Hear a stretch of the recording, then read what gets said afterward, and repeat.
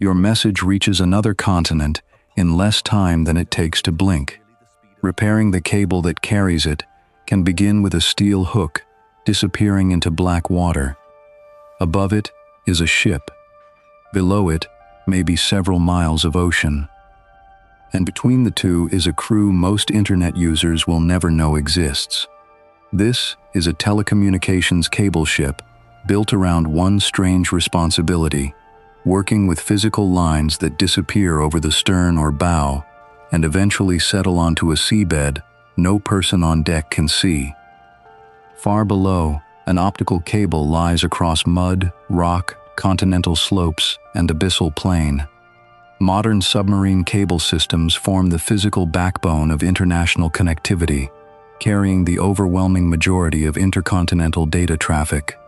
Normally, nobody notices them. Then one fails.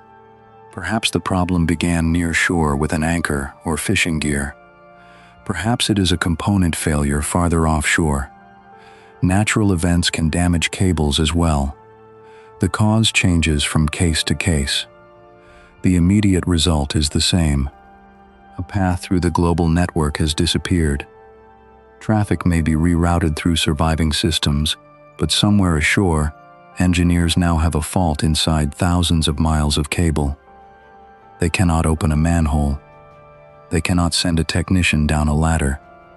And in deep water, the repair crew normally does not descend to the cable. The cable has to come to them. That is the central contradiction of this job.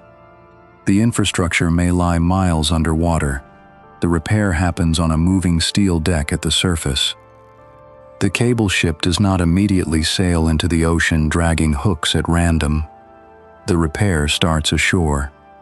At the terminal stations, engineers analyze what the system is telling them. Optical and electrical measurements, monitoring information, and the design records of the cable system help estimate where the fault lies. The objective is to turn an invisible failure into a geographical position accurate enough for a ship to work.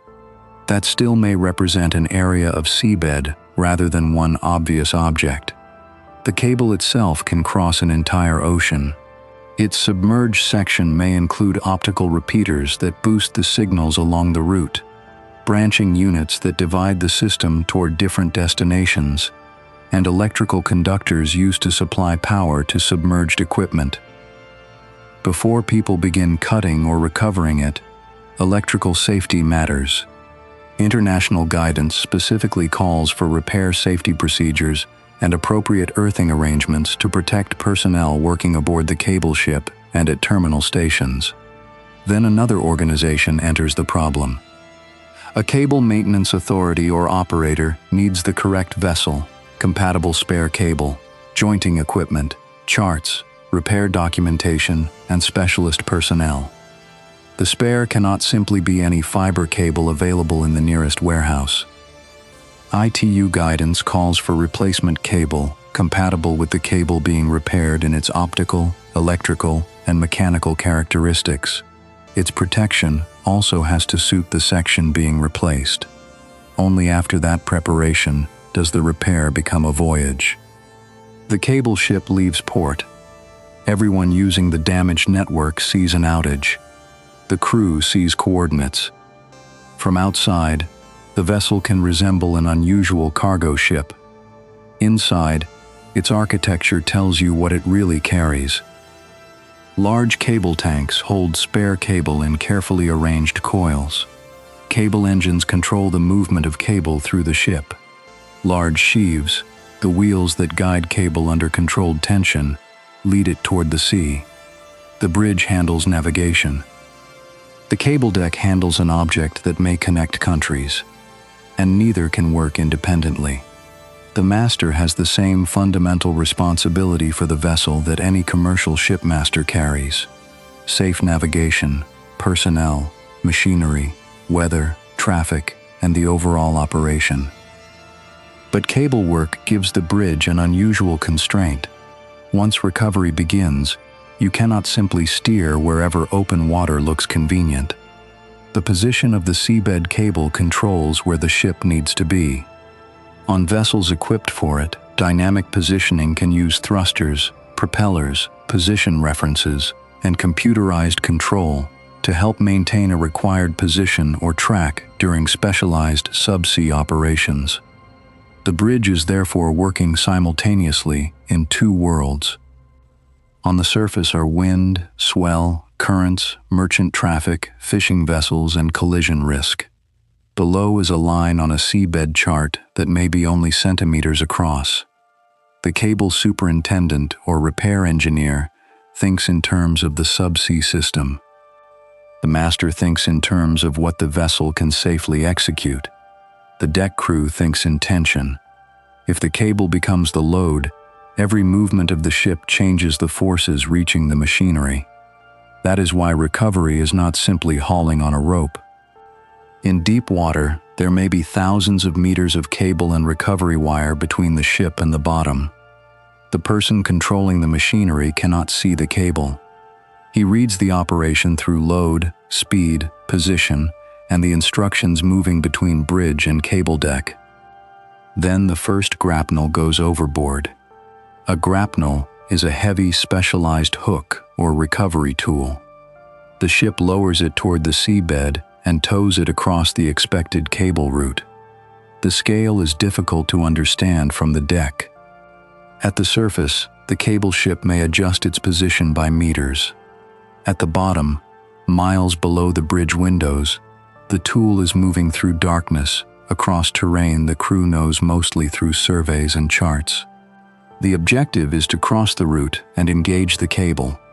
Grapnels have long been a major method for recovering lost or damaged submarine cable, and specialized cut-and-hold designs can locate, sever, and retain a cable end during some repair operations.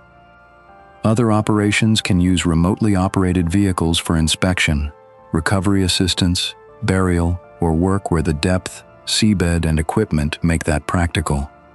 But even with sophisticated subsea technology, the basic problem remains physical. Find the line. Get control of it. Bring it upward without losing it. The cable crew watches tension. The bridge watches position. The engineers keep hydraulic, electrical, propulsion, and generation systems available. Slowly, the load changes. The grapnel has caught something. That does not automatically mean the problem is solved. The cable may be buried. It may be damaged. The recovery may place significant load into an already weakened section. The vessel may have to work along the route, recover an end, test it, and determine exactly which portion needs to be removed. The sea is not giving the cable back willingly. Thousands of meters of line begin rising toward daylight. Hours later, the object carrying part of the world's communications appears over the ship's working end. It does not look like the internet. It looks industrial. Inside the protective structure are optical fibers carrying pulses of light. Around them are layers designed to survive pressure, water, tension, handling, corrosion, and the mechanical demands of installation and recovery. In shallower areas where anchors and fishing activity create more risk, cable designs may use heavier armoring than lightweight deep-water cable. The recovered end is secured. Now the job moves from ocean engineering into precision work. Specialists test the recovered section. The damaged portion has to be cleared. Usable cable is prepared for jointing. A length of compatible spare cable is brought from the ship's tanks. This creates the first splice. Good spare cable joined to the surviving original system after the faulty section on that side has been removed. In industry terminology, the final splice comes later, when the replacement section is connected back into the other healthy end, and the system can again become viable for traffic. The scale changes completely. Outside the jointing area, winches and cable machinery are handling loads measured on the deck through steel. Inside, technicians are dealing with individual optical fibers. Each required fiber path has to be restored with extremely low loss. Electrical continuity has to be dealt with where required. Mechanical strength members have to be properly terminated. The finished joint must protect the connection through handling, deployment, hydrostatic pressure, and years on the seabed. A splice that works only while sitting on a workbench is useless. The joint is going back into the ocean. ITU specifications explicitly require submarine cable joints and cable systems to withstand the rigors of loading, recovery, repair, and redeployment at extreme depths. For the technicians, this is the hidden heart of the repair. One side of the world is waiting for capacity to return. Your immediate universe is a handful of glass fibers in a controlled workspace on a ship that will not stop moving completely. The first joint changes the problem, but does not finish it. The replacement cable is now connected to one healthy side of the system. The ship must deal with the other side. Depending on the repair method, the first repaired end and spare cable can be carefully managed while the vessel works toward recovery of the second original cable end. Another subsea recovery begins. Another invisible target has to come off the bottom. Again, the bridge and cable deck become one operation. The ship must move without putting uncontrolled tension into the cable already connected behind it. The cable engine controls payout and recovery. The bridge controls the vessel. The cable superintendent controls the repair sequence. None of those people can simply take over the other's job. That separation of responsibility is what keeps the process from becoming one person guessing at everything at once. When the second end reaches the ship, technicians test again. The damaged material is removed until the repair is connecting known good sections. Then comes the final splice. This is the moment most people imagine happening somewhere on the seabed. Instead, it happens under lights inside the ship. Fibers are joined. The cable structure is rebuilt around them. The finished joint is inspected and tested. Shore terminal engineers participate in verifying that the repaired optical paths and system behave correctly. The connection that failed beneath miles of water can now exist again electrically and optically. But the cable is still on the ship. The repair is not finished until the ocean takes it back. Relaying the cable can be as important as recovering it.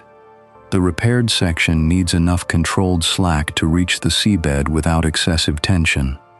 Too little cable can load the system incorrectly. Too much uncontrolled slack can create poor seabed placement. The vessel therefore moves while the cable machinery pays out the repaired line according to the planned geometry. The final joint approaches the ship's working end. Then it passes over the sheave. For a moment, the repair that may restore an international data path is visible against the sea. Then it disappears. Hundreds of meters, thousands, eventually miles of water can exist between the crew and the work they just completed. The cable settles back onto the seabed. In shallower water, repair operations may also involve inspection or reburial where protection is required. In deep ocean, the cable can be laid directly on the seabed where the route and design permit. The crew cannot walk down afterward and inspect the splice by hand. They rely on controlled deployment, instrumentation, system testing, survey information, and procedures designed around the fact that once the cable leaves the vessel, physical access becomes extraordinarily expensive. This is why submarine systems are engineered for recovery as well as normal operation. ITU guidance notes that deep water cable can be installed at depths reaching around 8,000 meters and must possess mechanical characteristics allowing recovery, repair, and relaying with appropriate safety considerations. Miles of ocean are not just where the cable works. They are what makes maintenance difficult. By now, traffic can begin returning to the repaired path once the system is tested and released for service. For the internet user, the event may have been almost invisible. A slow connection, a service interruption, perhaps nothing at all if redundant routes carried the traffic around the failure. The cable crew experienced something completely different, immobilization. Transit to the fault, weather windows, subsea recovery, cable under tension, 2 precision joints, testing, and the controlled return of the repaired system to the bottom. Overall repair time can vary widely. ITU design guidance notes that marine repair can take on the order of 1 to 3 weeks, depending on location, water depth, vessel availability, cause, and weather. That delay explains why the global system depends on more than cables. It depends on maintenance agreements, strategically available repair vessels, spare cable stocks, jointing specialists, marine crews, engineers, and people prepared to sail toward a coordinate where nothing is visible from the surface. The public image of the internet is almost weightless. Clouds, wireless signals, apps, messages appearing instantly.